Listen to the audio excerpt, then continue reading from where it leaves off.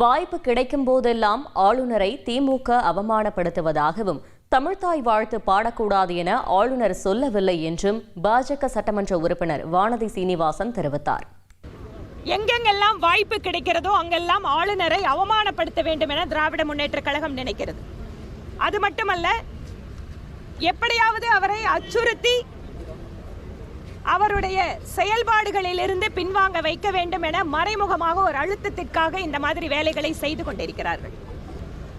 இங்கு அரசியல் கட்சிகள் ஆர்ப்பாட்டம் நடத்தினால் கூட, அது கூட்டணி கட்சிகளாக இருந்தால் கூட சமீப காலங்களில் அனுமதி மறுக்கப்படுகிறது. எமர்ஜென்சி காலத்திற்கு திரும்பவும் திமுக அரசு தமிழக மக்களை எடுத்து சென்று கொண்டிருக்கிறது. அதனால இந்த போஸ்டர், ஆர்ப்பாட்டம் இவையெல்லாம் கவர்னருக்கு எதிராக ஆர்ப்பாட்டம் அல்ல. இவர்கள் தேசிய கீதத்தை அல்லது அரசியலமைப்பு சட்டத்திற்கு எதிராக நடக்கின்ற போராட்டமாகத்தான் தமிழக மக்கள் பார்ப்பார்கள். அதனால் அந்த தேசிய கீதம் இங்கு இசைக்கப்பட வேண்டும் என கவர்னர் கேட்கிறார். இதை ஏன் மறுக்க வேண்டும்? தமிழ்த்தாய் வாழ்த்து பாடக்கூடாதுன்னு கவர்னர் சொல்லல, அதையும் பாடுவோம், அதுவும் எல்லாத்துக்கும் சொந்தம்.